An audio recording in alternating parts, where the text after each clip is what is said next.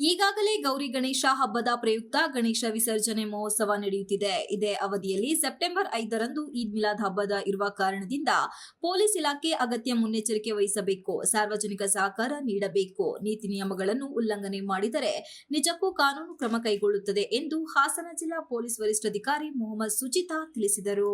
ಪಟ್ಟಣದ ಹೊರವಲಯದಲ್ಲಿ ಭರತ್ ಕನ್ವೆನ್ಷನ್ ಸಭಾಂಗಣದಲ್ಲಿ ಈದ್ ಮಿಲಾದ್ ಹಬ್ಬದ ಪ್ರಯುಕ್ತ ಬೇಲೂರು ಪೊಲೀಸ್ ಠಾಣೆ ವತಿಯಿಂದ ಕರೆಯಲಾದ ಸಭೆಯಲ್ಲಿ ಮಾತನಾಡಿದ ಅವರು, ಸೆಪ್ಟೆಂಬರ್ 5ರಂದು ಈದ್ ಮಿಲಾದ್ ಹಬ್ಬವಿದೆ. ಶಾಂತಿ ಮತ್ತು ಸಾಮರಸ್ಯವನ್ನು ಪ್ರತಿಯೊಬ್ಬರು ಕೂಡ ಬಯಸುತ್ತಾರೆ. ಚಿಕ್ಕ ಮಕ್ಕಳಿಗೆ ದೊಡ್ಡ ಬಾವುಟಗಳನ್ನು ಕೊಡುವುದು ಮತ್ತು ಇನ್ನಿತರ ಪ್ರಚೋದನಕಾರಿ ಹೇಳಿಕೆಯನ್ನು ನೀಡುವುದು ನಿಜಕ್ಕೂ ಅಕ್ಷಮ್ಯವಾಗಿದೆ. ಈ ಬಗ್ಗೆ ಪೊಲೀಸ್ ಇಲಾಖೆ ಅತ್ಯಂತ ಜಾಗರೂಕತೆಯಿಂದ ಕೆಲಸ ಮಾಡುತ್ತಿರುವ ಹಿನ್ನೆಲೆಯಲ್ಲಿ ಅಜಾಗರೂಕರಾಗಲು ಪ್ರಚೋದನಕಾರಿ ಹೇಳಿಕೆ ಅವಕಾಶ ನೀಡಬಾರದು. ಅಲ್ಲದೆ ಸ್ಥಳೀಯರಲ್ಲದೆ ಹೊರಗಿನಿಂದ ಬಂದು ಇಲ್ಲಿನ ಸಾಮರಸ್ಯವನ್ನು ಕೆಡಿಸುವಂತಹ ವ್ಯಕ್ತಿಗಳ ವಿರುದ್ಧ ಪೊಲೀಸ್ ಇಲಾಖೆ ಕಠಿಣ ಕ್ರಮವನ್ನು ಕೈಗೊಳ್ಳುತ್ತದೆ ಎಂದ ಅವರು, ಹಾಸನ ಜಿಲ್ಲೆಯ ಬೇಲೂರು ತಾಲೂಕಿನಲ್ಲಿ ಈ ಹಿಂದಿನಿಂದಲೂ ಕೂಡ ಪ್ರತಿಯೊಬ್ಬರು ಹಬ್ಬಗಳನ್ನು ಸಾಮರಸ್ಯದಿಂದ ನಡೆಸುತ್ತಿರುವುದು ನಿಜಕ್ಕೂ ಸಂತೋಷದ ವಿಚಾರ.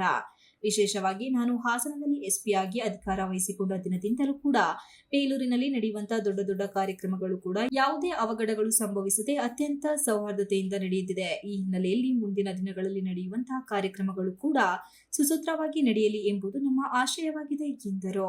ಅರಸೀಕೆರೆ ಡಿವೈಎಸ್ಪಿ ಗೋಪಿ ಮಾತನಾಡಿ, ಈಗಾಗಲೇ ಗಣೇಶ ಮಹೋತ್ಸವ ನಡೆಯುತ್ತಿದ್ದು ಪೊಲೀಸ್ ಇಲಾಖೆ ನೀಡಿದ ಮುನ್ಸೂಚನೆಗಳಂತೆ ಆಯೋಜಕರು ಗಣೇಶ ವಿಸರ್ಜನೆ ನಡೆಸಬೇಕು. ವಿಶೇಷವಾಗಿ ಸೆಪ್ಟೆಂಬರ್ 5ರಂದು ಈದ್ ಮಿಲಾದ್ ಹಬ್ಬ ಇರುವ ಕಾರಣದಿಂದ ಅಂದು ಪಟ್ಟಣದಲ್ಲಿ ಸಂಪೂರ್ಣ ಗಣೇಶ ವಿಸರ್ಜನೆಯನ್ನು ಮುಂದೂಡಬೇಕು. ಕಾರಣ ಪೊಲೀಸ್ ಬಂದೋಬಸ್ತು ಎಲ್ಲರಿಗೂ ಕೂಡ ಅಗತ್ಯವಾಗಿ ನೀಡಬೇಕಿದೆ. ಈ ಬಗ್ಗೆ ಸಾರ್ವಜನಿಕರು ಸಹಕಾರವನ್ನು ನೀಡಬೇಕು ಎಂದ ಅವರು, ಸಾಮಾಜಿಕ ಜಾಲತಾಣದಲ್ಲಿ ಹೇಳಿಕೆಗಳಿಗೆ ಪ್ರತ್ಯುತ್ತರ ಅಥವಾ ಪೋಸ್ಟ್ ಮಾಡುವುದನ್ನು ಮೊದಲು ಯುವಕರು ಕೈಬಿಡಬೇಕು. ಇಲ್ಲವಾದರೆ ಸೈಬರ್ ಅಪರಾಧದ ಹಿನ್ನೆಲೆಯಲ್ಲಿ ಪ್ರಕರಣವನ್ನು ದಾಖಲಿಸಲಾಗುತ್ತದೆ ಮತ್ತು ಡಿಜೆ ಸೌಂಡ್ ಸಂಪೂರ್ಣ ನಿಷೇಧ ಇರುವುದರಿಂದ ಸಾರ್ವಜನಿಕರು ಮುನ್ನೆಚ್ಚರಿಕೆ ವಹಿಸಬೇಕು ಎಂದರು. ಯಾವುದೇ ರೀತಿಯಲ್ಲಿ ನಮಗೆ ಯಾವಾಗಲೂ ತೊಂದರೆ ಬಂದಿಲ್ಲ. ಈ ವರ್ಷ ಸಹ ಏನು ನಾವು ಶಾಂತಿಯಿಂದ ಇರಬೇಕು ಅನ್ನುವುದು ನಮ್ಮ ಒಂದು ಸಂದೇಶ ನೀಡಿದ್ದಾರೆ. ಆ ಸಂದೇಶವನ್ನು ನಾವು ಬೇಲೂರಿನ ಜನತೆಗೆ ನಾವು ತೋರಿಸ್ಕೊಡ್ಬೇಕಾಗುತ್ತೆ.